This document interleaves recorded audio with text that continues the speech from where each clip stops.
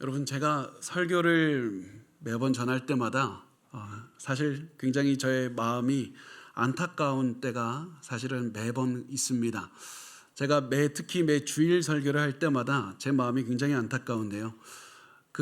어떤 분들을 볼 때 안타깝냐면, 제가 설교를 시작할 때 이제 핸드폰을 꺼내시는 분들을 보면 굉장히 안타깝습니다.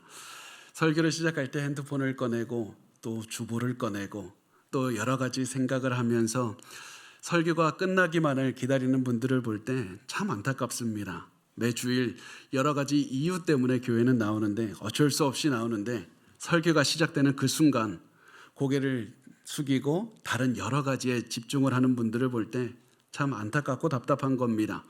그래서 제 생각에 항상 무슨 부담이 있냐면, 저분들을 어떻게 도울 수 있을까? 저분들을 어떻게 도울 수 있을까?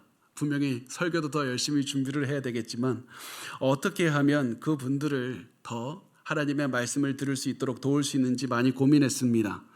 어떤 이유에서든지 이 시간에 교회로 왔다면 찬양도 함께 부르고 기도도 하고 설교도 집중해서 듣는 것이 이 시간 소중하게 사용하는 방법일 텐데, 왜 그렇게 아무것도 하지 못하고 그냥 매주일 시간을 낭비하고 있을까?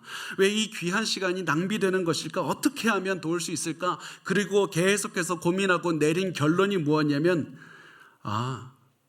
저분들은 설교를 들을 필요를 느끼지 못하기 때문에 듣지 않는 거라는 사실을 깨닫게 됐습니다. 설교를 들을 필요를 느끼지 못하는 겁니다. 왜 그렇다면 설교를 들을 필요를 느끼지 못합니까?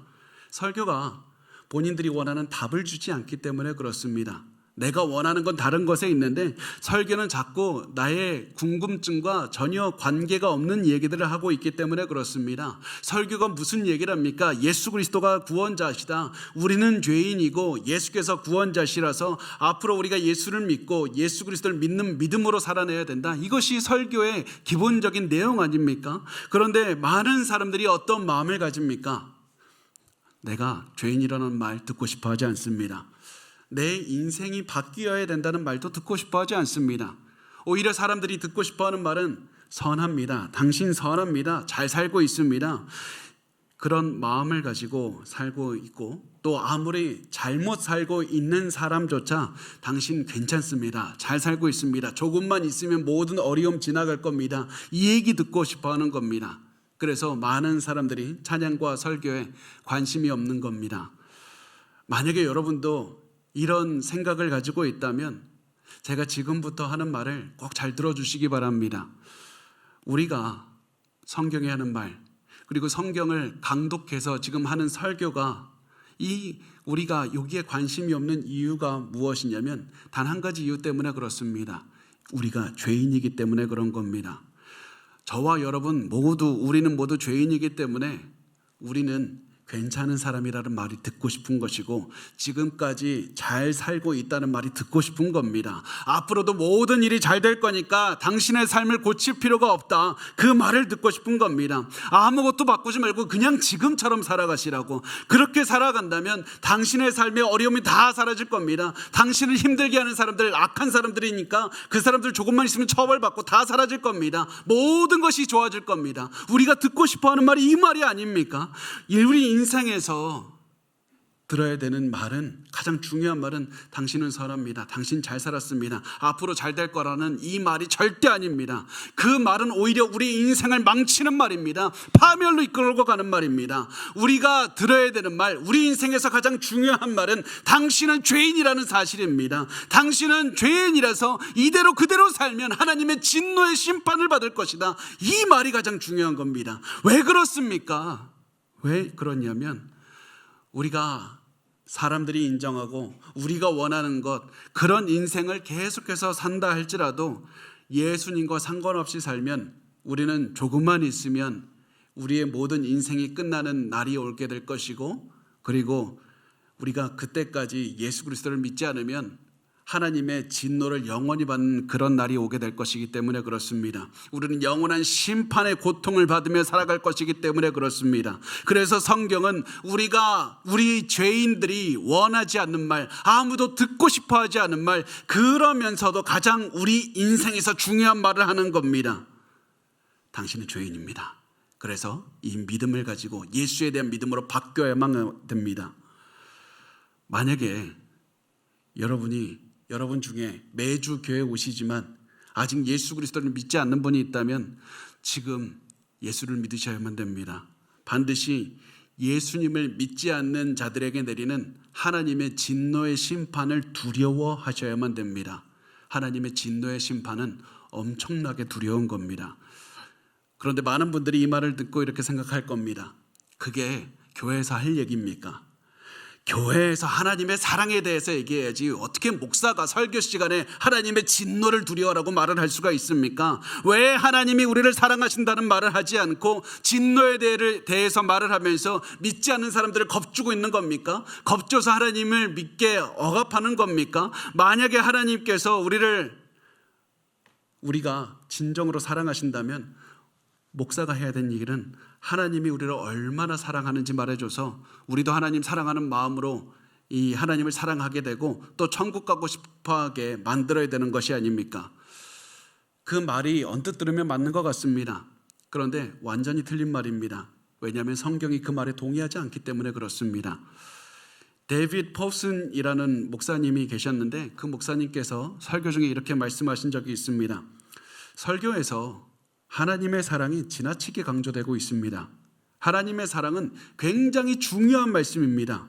그런데 예수님이나 사도들은 하나님의 사랑에 대해서 하나님을 믿지도 않고 예수님을 믿지도 않는 일반 대중에게 설교하신 적이 없습니다.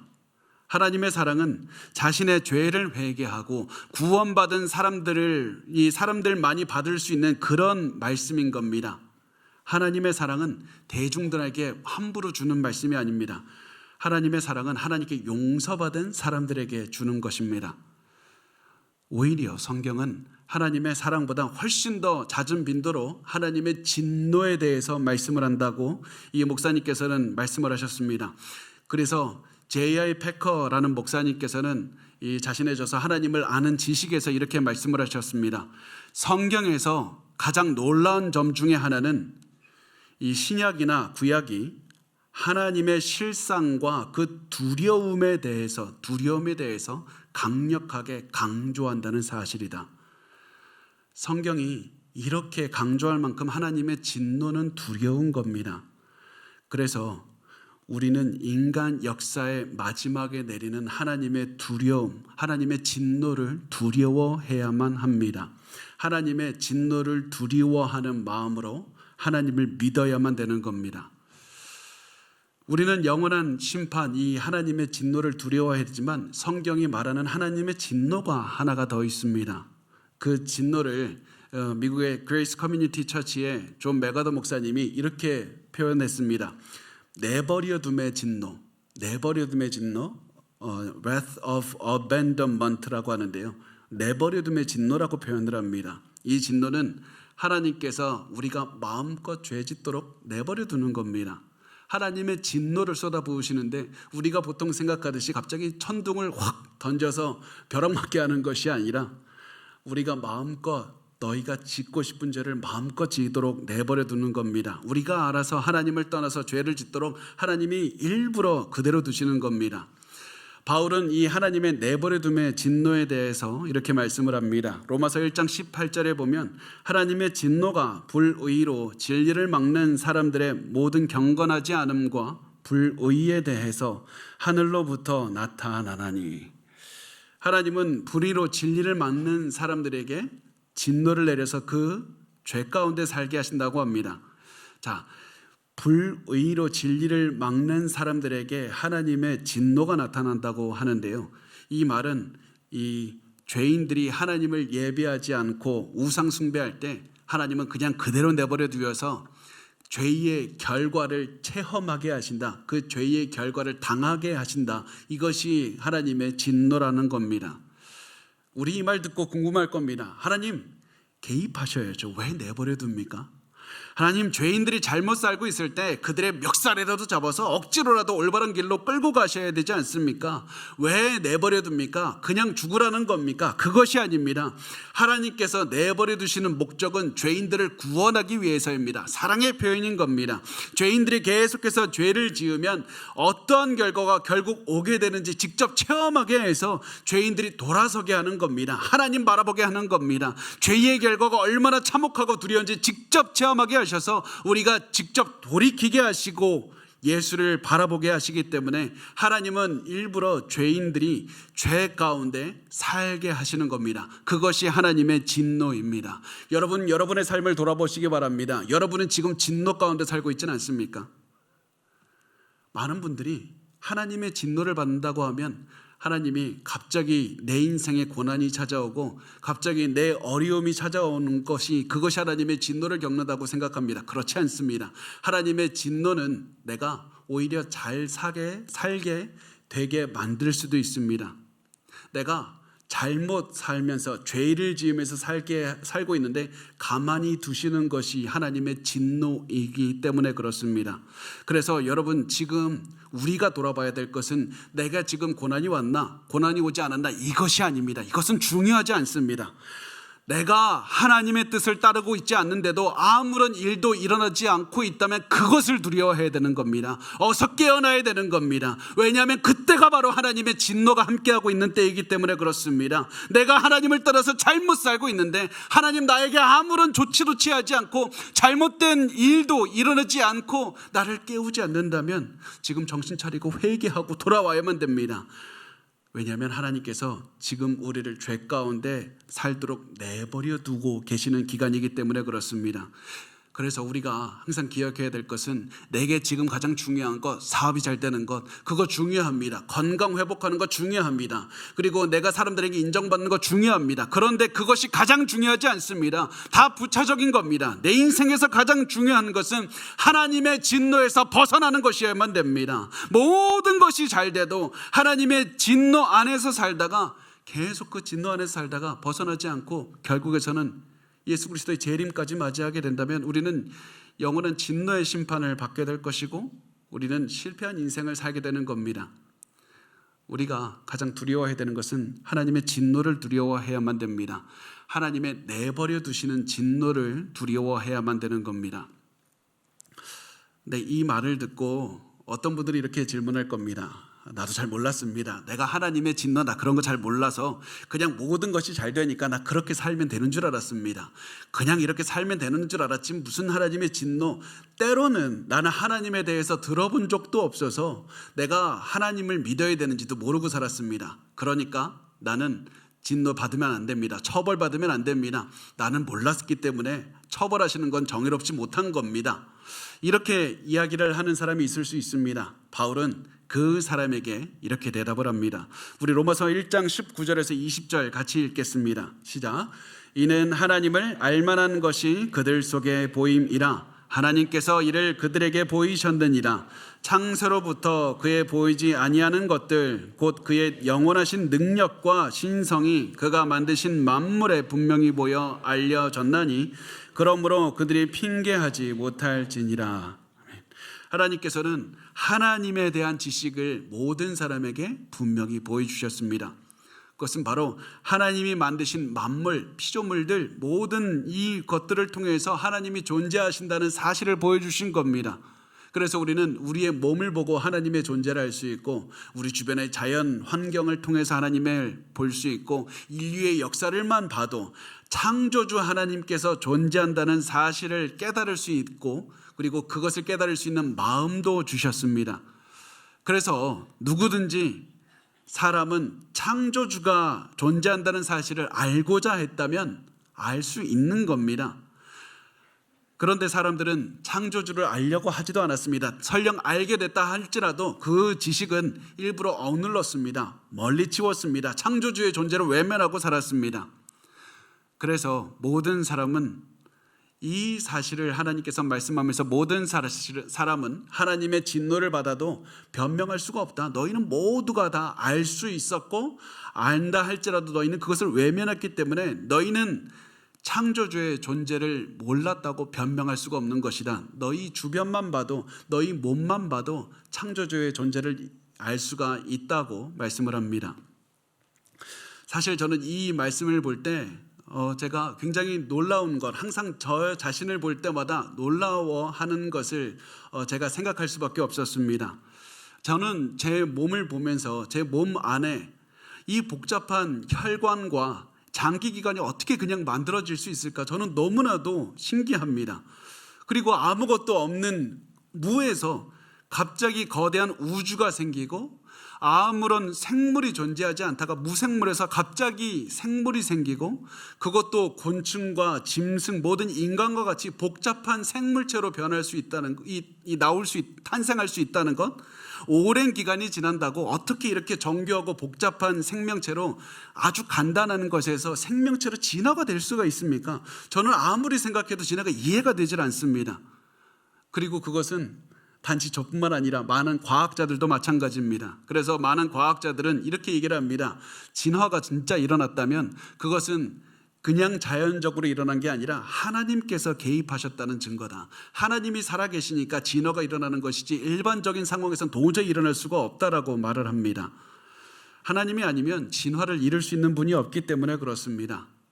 이 정도로 인간의 몸, 그리고 주변의 아름다운 자연만 봐도 하나님의 존재를 알 수가 있습니다. 그래서 그 어느 누구도 나는 하나님이 있는지 몰랐다고 변명할 수가 없는 겁니다. 사람들은 모두 하나님의 존재를 알 수밖에 없습니다. 그렇다면 여기서 우리가 한 가지 질문할 수 있는 게 있습니다. 그게 뭐냐면, 아니 사람들이 다 보고 알 수가 있다면 그냥 인정하면 될 텐데 왜 사람들은 하나님의 존재를 부정합니까? 하나님을 알고 싶어 하지 않는 이유가 무엇입니까? 눈앞에 보이는 이 수많은 증거를 보고도 왜 하나님의 존재를 외면합니까? 그 이유, 단 하나의 이유는 사람이 죄인이기 때문에 그렇습니다. 사람이 죄인이라는 뜻은 사람이 어떤 특별한 죄를, 어떤 행위를 했다는 것이 아니라 하나님을 인정하지 않고 하나님의 위치로 올라가고 싶고 하나님처럼 올라가고 싶고 하나님을 섬겨야 되는데 우상 숭배하고 싶은 그것이 우리의 가슴 속에 깊이 뿌리 박혀 있기 때문에 인간은 죄인이라고, 뼛속까지 죄인이라고 하는 겁니다. 매일 하나님이 존재하신다는 증거를 보고도 하나님의 존재를 부정하고 내가 하나님처럼 높아지려고 하는 것이 인간의 마음입니다. 그 결과 죄인이 이렇게 변하게 된다고 말씀합니다. 21절에서 23절 말씀입니다. 하나님을 알되 하나님을 영화롭게도 아니하며 감사하지도 아니하고 오히려 그 생각이 허망하여지며 미련한 마음이 어두워졌나니 스스로 지혜 있다 하나 어리석게 되어 썩어지지 아니하는 하나님의 영광을 썩어질 사람과 새와 짐승과 기어다니는 동물 모양의 우상으로 바꾸었느니라. 말씀에서 하나님을 알아도 하나님을 부정하면 미련한 마음이 더 어두워진다고 말씀을 합니다. 미련한 마음이 어두워진다고 합니다. 이 말은 판단력과 통찰력이 상실되는 것을 의미합니다. 하나님을 부인하면 부인할수록 도덕적인 판단도 할 수 없게 됩니다. 지적으로, 합리적으로 이 모든 자연만 봐도 하나님의 존재를 인정할 수밖에 없는데 자꾸 하나님을 부인하니까 합리적인 판단할 수도 없게 됩니다. 그래서 더욱 하나님을 깨닫지 못하고 하나님을 부인할수록 하나님으로부터 멀어지는 겁니다. 아무리 증거가 많아도 증거가 무엇을 가리키는지 깨닫지 못하고 살아가는 겁니다. 그래서 우리가 하나님을 이해하지 않으려는 마음을 가지고 있으면 반드시 그 사람은 더욱더 처음에는 인간, 그 다음에 오늘 말씀해 보면 새와 짐승, 기어다니는 동물 모양, 인간, 새, 짐승 기어다니는 거 계속해서 내려가는 인생, 가치가 내려가는 인생을 살아가게 된다는 겁니다. 그러나 우리가 온전한 마음으로 온 세상을 보면 하나님의 존재를 깨닫게 됩니다. 옥스퍼드 대학의 그 과학자이신 이 석학이신데요, 그 존 레녹스 교수님이 계십니다. 이 교수님께서 이렇게 말씀을 하십니다. 법칙이 있는 우주를 구성하려면 신이 필요합니다. 그리고 제가 하나님을 믿게 된 주된 이유 중 하나가 과학을 할 수 있기 때문입니다. 뉴턴, 갈릴레오, 케플러를 비롯한 수많은 선구자들이 믿었던 것처럼 우주에는 지적인 신이 있기 때문에 과학이 가능한 겁니다. 그래서 C.S. 루이스는 이렇게 훌륭하게 표현했습니다. 인간은 자연의 법칙을 예상했기 때문에 과학적이 될 수 있었습니다. 그리고 인간이 자연의 법칙을 예상했던 이유는 인간이 법칙을 주시는 분을 믿었기 때문에 그렇습니다. 이 세상에는 하나님이 존재하시는 증거로 가득합니다. 이 세상이 혼잡하지 않고 무질서로 가득하지 않고 만유인력의 법칙, 가속도의 법칙, 이런 수많은 법칙들이 있어서 질서가 유지되고 있다는 이유가 무엇이냐? 그것은 바로 질서를 주시는 하나님이 존재하신다는 사실을 증거하고 있는 겁니다. 모든 세상의 법칙으로 계속해서 인도하고 계시는 하나님의 존재를 드러내고 있는 겁니다. 그래서 우리는 자연만 봐도 하나님이 존재한다는 사실을 알 수가 있는 겁니다. 그래서 여러분, 세상에는 여러분 주위만 봐도 하나님이 존재한다는, 그래서 그 질서만 봐도 하나님의 존재가 증명이 되고 있다는 사실을 반드시 기억하시고 하나님을 믿으시기 바랍니다. 하나님께 경배하고 사시고 하나님과 동행하며 사시기 바랍니다. 이것이 제가 여러분께 간청드리는 겁니다. 여러분께 정말 간청드리는 겁니다. 제가 모든 마음을 다해서 여러분께 정말 간청드리는 겁니다. 제가 사실은 지금도 설교를 하고 있지만 제가 매주 설교하고 있어서 어떤 분들은 제가 다음 주 설교 어떻게 할까, 다음 주 설교 어떻게 할까, 그런 생각으로 가득 차 있는 것으로 생각하실 수 있지만, 저는 설교단에 설 때마다 이 설교가 제 마지막이 될 수도 있다는 생각으로, 그 각오로 섭니다. 왜냐하면 우리 인생은 한 치 앞도 볼 수가 없기 때문에 그렇습니다. 제 설교도, 제 삶도 이 설교를 마지막으로 여러분과 이제 인사를 할 수도 있는 그런 것이라는 사실을 잘 알고 있습니다. 근데 그 말은 동시에 여러분도 이 설교를 듣는 게 마지막일 수 있다는 그런 가정을 우리가 지울 수가 없다는 사실입니다. 우리가 아직 기회가 있을 때, 아직 돌이킬 수 있을 때 더 이상 미루지 말고 이 넘쳐나는 증거를 보고 하나님을 믿으시기 바랍니다.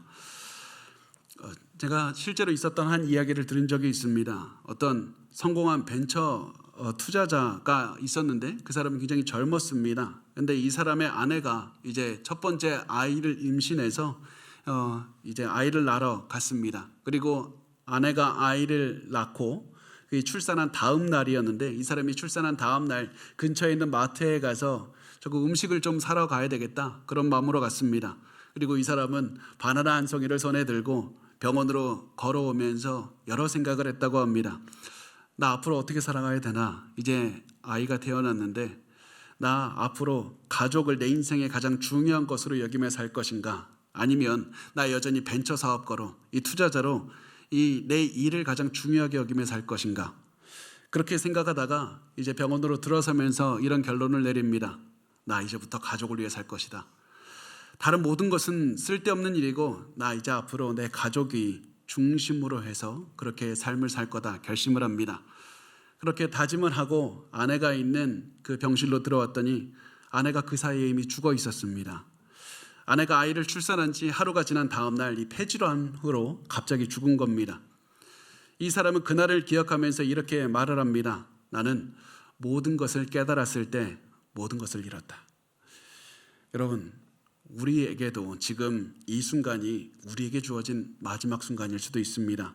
여러분의 자녀, 남편, 아내, 부모님과 함께 할 수 있는 마지막 순간이 아니라고 누가 장담할 수가 있겠습니까? 지금이 하나님의 마지막 심판을 피할 수 있는 마지막 기회일 수도 있고요, 우리가 복음을 전할 수 있는 마지막 기회일 수 있습니다.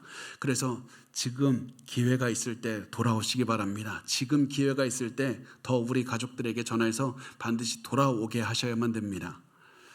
그런데 우리가 이 말을 듣고도 돌아오지 않는다면, 계속해서 죄 가운데 살면 어떻게 됩니까? 하나님 믿지 않고 무시하면서 살면 어떻게 됩니까? 확실한 것이 한 가지 있는데, 그것은 우리가 우상 숭배를 하면서 살게 된다는 겁니다.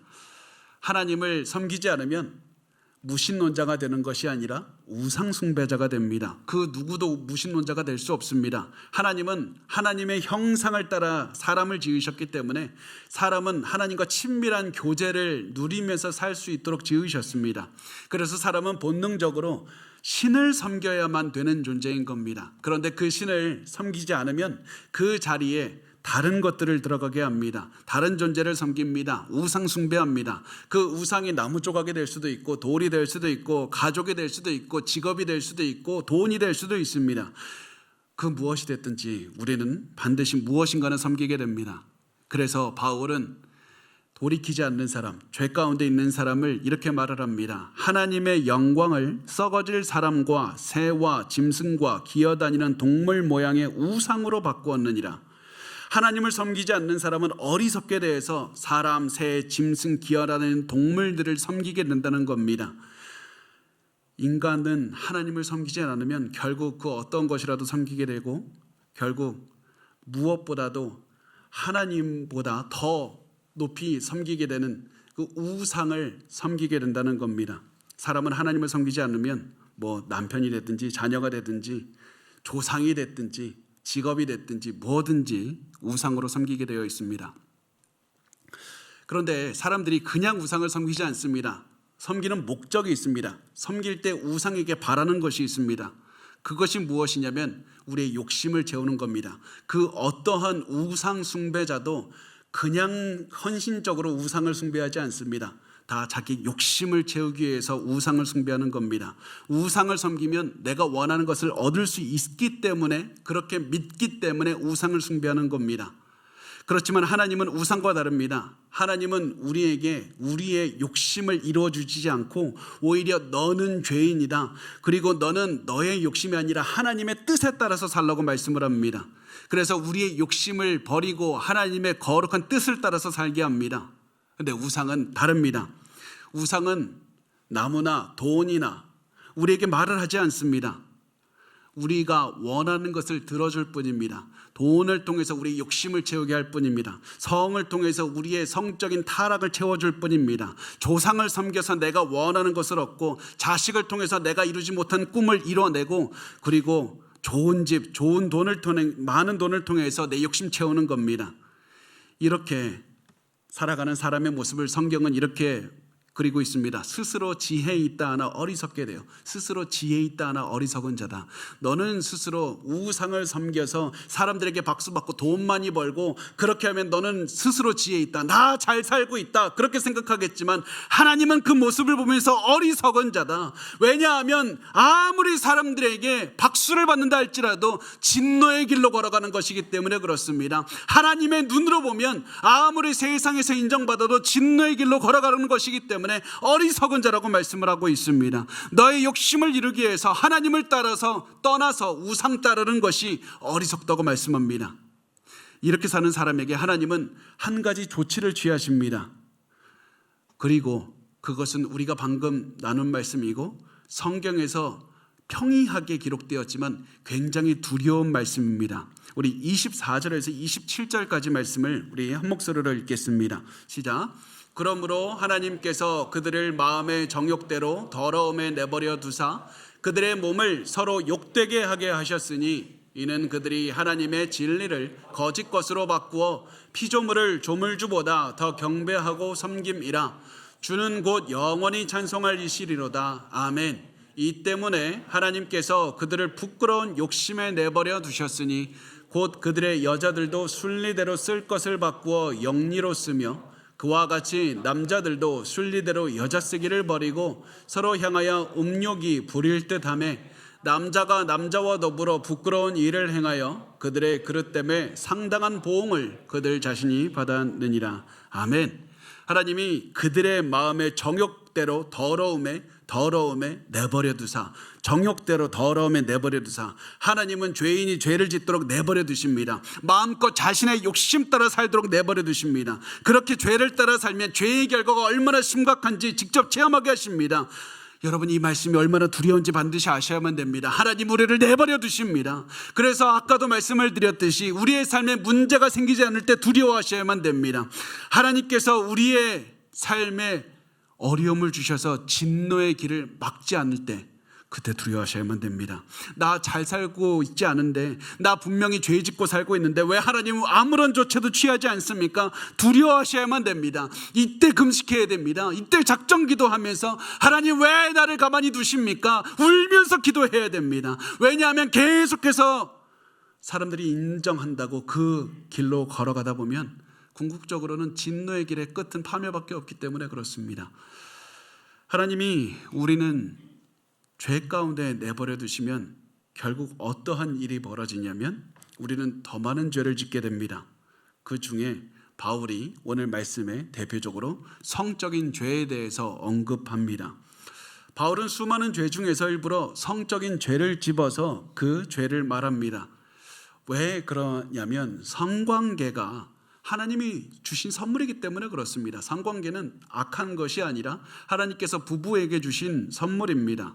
그런데 인간의 문제가 무엇이냐면 하나님을 높이지 않고 하나님이 주신 선물을 남용하고 그 선물을 찬양하고 그 선물을 추구할 때 문제가 생기는 겁니다. 부부 사이를 넘어서서 성적으로 부도덕하게 다른 이성들과 함부로 성관계를 맺을 때 죄가 되는 겁니다.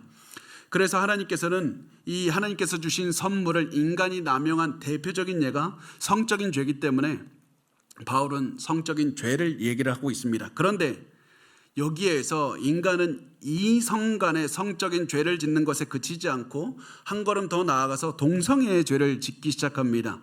여자끼리 성관계를 맺고 남자끼리 성관계를 맺는 그런 죄를 지었다고 그러면서 바울은 성적인 죄 중에서도 일부러 동성애를 집중적으로 언급을 합니다. 바울은 다른 여러 가지 죄를 언급할 수 있었습니다. 그런데 굳이 동성애를 언급하는 이유가 무엇이냐면 동성애가 가장 일반적이지 않은 비정상적인 죄이기 때문에 그렇습니다. 하나님께서 원하신 이성애를 넘어서 비정상적인 이 동성애가 그 바울이 가장 집중적으로 주목한 죄였습니다.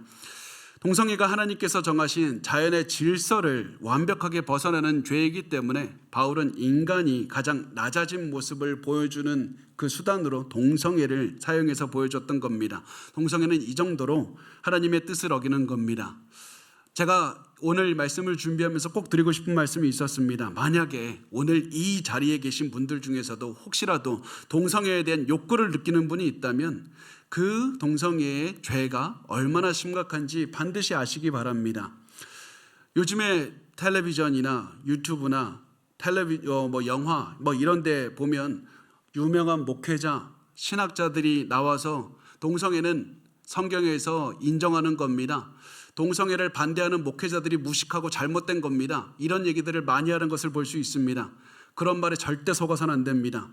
그런 말은 절대로 속아서는 안 되는 겁니다. 우리 문화가 아무리 동성애자들이 많이 나오고 영화나 텔레비전에 트랜스젠더들이 많이 나오고 사회에서 동성애를 받아들이는 문화로 변하고 있어서 동성애가 자연스러운 것이라고 여기도록 만들지라도 우리는 그렇게 해서는 안 됩니다. 왜 그렇습니까? 제 생각이 그렇습니까? 그것이 아니라 성경이 말씀하고 있기 때문에 그렇습니다. 성경이 명백하게 동성애 행위가 큰 죄라고 말씀하고 있기 때문에 그렇습니다. 그래서 여러분 혹시라도 이 자리에서 가슴속에 동성애를 하고 싶은 그런 욕구가 품고 있는 분이 있다면 그 마음을 이길 수 있는 힘을 달라고 기도하시기 바랍니다. 말씀과 기도하면 하나님께서 그 마음도 이길 수 있는 능력 주십니다. 만약에 혼자 하는 거 힘들면 주변 사람과 같이 기도하십시오. 여러분 우리 교역자들이 있는 이유가 같이 기도하기 위해서 있는 겁니다. 그렇게 해서 죄의 유혹을 이기셔야만 됩니다. 그런데 그 죄의 유혹에 무너지면 우리는 결국 그 죄의 대가를 받게 됩니다. 그 죄의 대가가 뭡니까? 동성애 행위를 하는 사람들이 하나님으로부터 멀어지게 되고 교회 공동체로부터 멀어지게 되고 또 동성애로 인해서 얻게 되는 수많은 육체적인 질병들까지도 겪으면서 죄의 대가를 치르게 된다는 사실입니다. 여러분 꼭 기억하십시오. 죄의 대가가 바로 하나님의 진노입니다. 죄를 지었을 때 겪게 되는 대가를 하나님이 치르게 하십니다. 이런 말 들으면 많은 분들이 질문하겠죠. 하나님은 사랑의 하나님 아닙니까? 동성애자들도 하나님 사랑하셔야 되는 것 아닙니까? 하나님 분명히 동성애자들 사랑하시고 당신들은 혐오 세력이 분명합니다. 많은 분들이 이렇게 얘기합니다. 그렇지 않습니다. 우리가 무엇이 사랑인지 아닌지 그것은 우리의 기분에 따라 결정되는 것이 아니라 성경에 따라 결정이 되는 겁니다.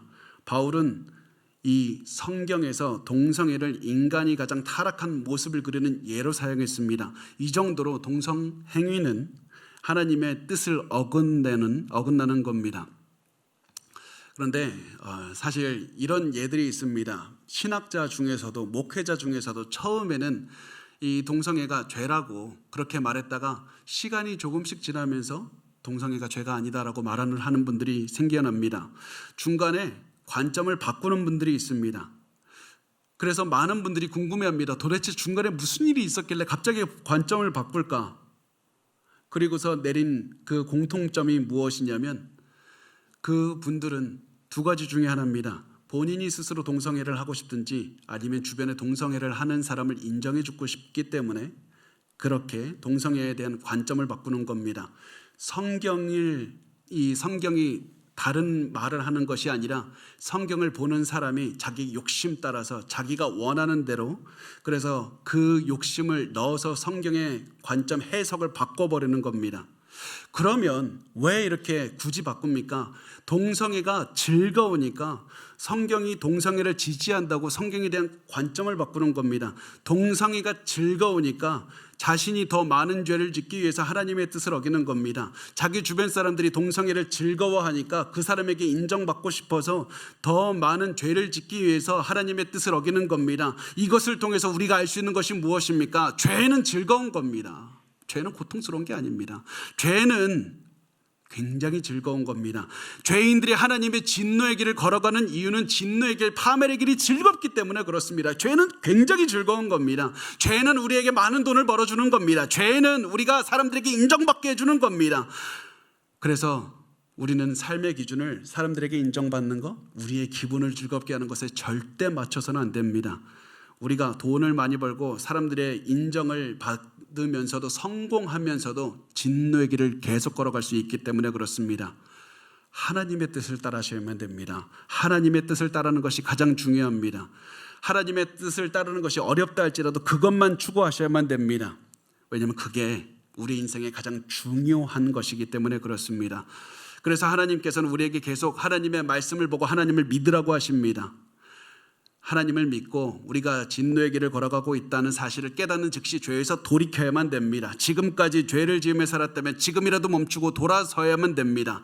하나님의 진노는 하나님을 사랑하는 자들에게는 이 사랑의 표시입니다. 그것을 보고 돌이키기를 원하시기 때문에 진노의 길을 허락하시는 겁니다. 그렇게 해서 하나님은 우리의 구원을 완성하시는 겁니다. 우리가 하나님께 돌아와서 하나님만 바라보며 믿게 살기를 원하시는 겁니다. 그런데도 우리가 하나님의 뜻을 깨닫지 못하고 계속해서 죄에서 나오지 않는다면 우리의 삶은 조금씩 망가질 겁니다. 죄가 가득 찬 인생을 살게 될 겁니다. 그 인생이 어떤지 28절에서 32절까지 우리 마지막으로 같이 읽겠습니다. 시작.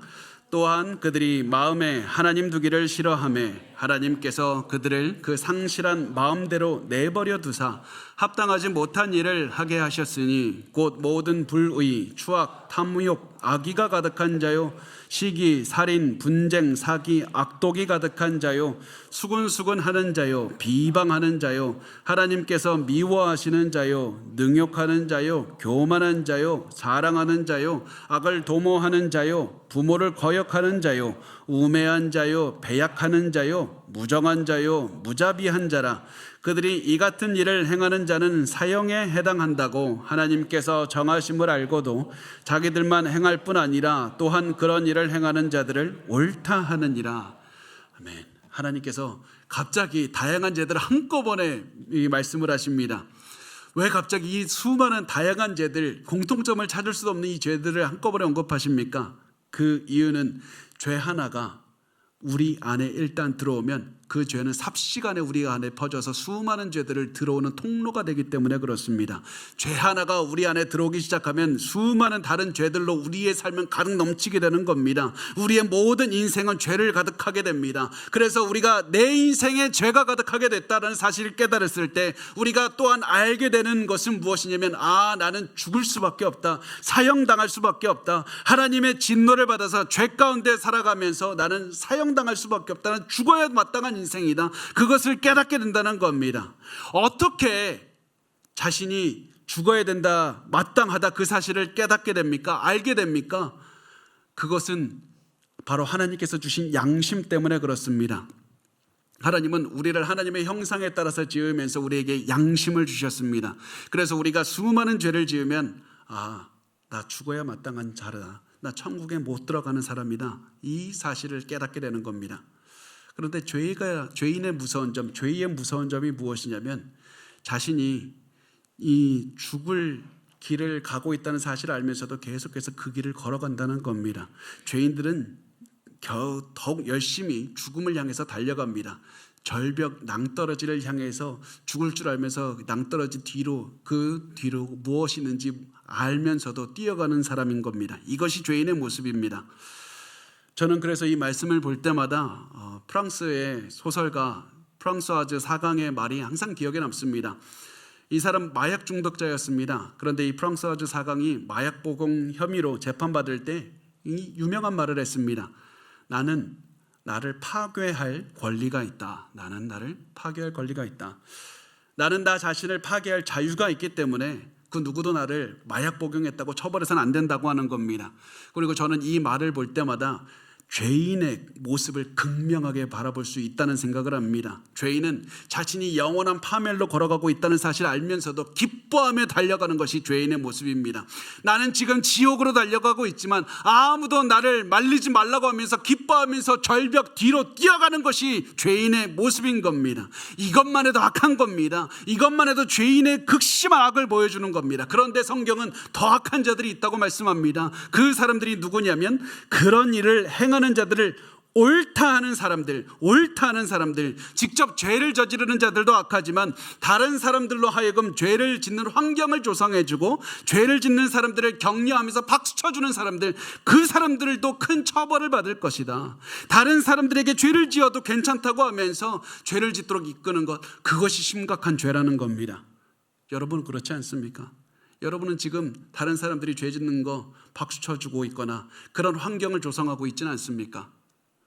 나는 그런 일 없다고 생각합니다. 그러나 혹시 우리 가정에서 우리의 자녀들, 우리의 가족들이 죄 짓는 길을 뻔히 가는 걸 보고 있으면서도 그냥 두 팔짱 끼고 가만히 보고 있지는 않습니까? 아니면 우리 실제로 일어나는 일은 아니라 할지라도 우리 영상물들, 음란한 것들, 폭력적인 것들, 범죄 저지르는 것들을 보면서 박수치고 기뻐하면서 스트레스 풀고 있지 않습니까? 하나님의 뜻에 어긋나는 잔혹한 드라마들, 그런 영상들 보면서 좋아하고 있지 않습니까? 나도 그거 허구인 줄 알기 때문에 보는 겁니다. 아무리 허구를 인정하면서 본다고 할지라도 그 허구를, 영상물을 돈을 내고 시청하는 것을 통해서 그런 종류의 영상물을 더 많이 만들어내게 만들고, 그래서 그것들이 우리의 문화를 가득 덮도록 우리는 박수치고 돈 내고 있는 겁니다. 그런 영상물들 통해서 우리 사회에 악한 콘텐츠가 가득하도록, 늘어나도록 격려하는 겁니다. 그래서 우리 그런 악한 것들을 보고 웃고 즐기는 것에 조심해야 됩니다. 당장에는 그런 것들이 우리에게 큰 영향 주지 않는 것 같아도 우리의 인생을 조금씩 파고들고 조금씩 죄로 가득 물들이고 우리의 문화, 우리의 자녀들, 우리의 가정을 조금씩 악한 곳으로 끌고 내려가고 있기 때문에 그렇습니다. 오늘 이렇게 해서 우리가 길게 바울이 말한 인간의 죄, 그리고 그에 대한 하나님의 진노에 대해서 나눴습니다. 굉장히 길게 나눴습니다. 그런데 이렇게 길게 나눈 이유가 있습니다. 바울이 이렇게 길게 죄에 대해서 쓴 이유가 있습니다. 죄는 이만큼 심각한 것이기 때문에 그렇습니다. 우리는 당장 죽어도 모자랄 만큼 우리가 큰 죄인이기 때문에 그렇습니다. 많은 교회들은 그냥 우리가 복음 아니까, 예수 믿으면 천국 갑니다, 그 생각 아니까 죄는 간단하게 다룹니다. 그냥 당신 죄인이었습니다, 이제 위대한 복음을 믿으십시오, 그렇게 말합니다. 그런데 복음의 위대함을 깨닫기 위해서는 여러분이 얼마나 큰 죄인인지 깨달아야 됩니다. 바울도 그것을 계속해서 했습니다. 나는 죄인 중에 괴수라고 말할 정도로 계속해서 내려갔습니다. 우리도 이 말씀들을 하나하나 보면서 우리가 지은 죄가 큰 죄이고, 그리고 우리가 빠져나갈 길은 우리의 능력으로는 할 수 없다는 사실을 반드시 아셔야만 됩니다. 우리의 능력으로는 미래가 없다는 겁니다. 그래서 우리가 이 말씀을 보면서 결론을 이제 내릴 텐데, 세 가지만 간단하게 보고 결론을 이 세 가지로 요약해서 내리겠습니다. 이제 이 죄를 보면서 우리 어떻게 해야 됩니까? 우리 어떻게 해야 되는가? 첫 번째, 우리의 상황을 반드시 아시면 됩니다. 우리의 비극적인 상황을 아셔야만 됩니다. 바울이 죄인의 상황을 이렇게 강하고 길게 설명하는 이유는 우리의 죄가 이렇게 심각한 것이라는 사실을 너희가 가슴속에 묻고 머리로 알고 그것을 전하라고 하기 위해서 그렇습니다. 복음은 단순히 예수가 나를 위해서 죽으신 것이 아니라 내가 큰 죄인이라는 것이 전제가 되어야만 되는 겁니다. 그래서 바울은 우리가 얼마나 큰 심판을 받아야 마땅한 사람들인 줄을 알기를 원했기 때문에 이 사실을 여러분도 그 가슴속 깊이 집어넣으시기 바랍니다. 두 번째, 그렇다면 이제 우리가 무엇을 해야 되는가? 복음을 믿어야만 됩니다. 바울이 죄의 심각성을 이렇게 설명한 이유는 복음으로 이어지기 위해서입니다. 우리의 희망은 우리의 결단과 노력이 아니라 복음밖에 없습니다. 복음의 위대하심을 체험하시기 바랍니다. 우리가 죄의 능력을 깨달으면 깨달을수록 우리는 더욱더 큰 복음의 능력도 깨닫게 될 겁니다. 복음의 능력을 믿으시기 바랍니다. 마지막 세 번째, 매일 여러분의 마음을 위해서 기도하시기 바랍니다. 우리가 예수를 믿은 다음에도 자꾸 세상처럼 살고 싶어 할 겁니다. 세상의 것 따라가고 싶어 할 겁니다. 우리의 마음을 즐겁게 하는 것, 우리 주변 사람들의 마음을 즐겁게 하는 죄를 따라가고 싶어 할 겁니다. 그런데 우리가 이런 세상 속에서 악한 것을 따라가지 않기 위해서는 여러분의 마음을 위해서 기도하셔야만 됩니다.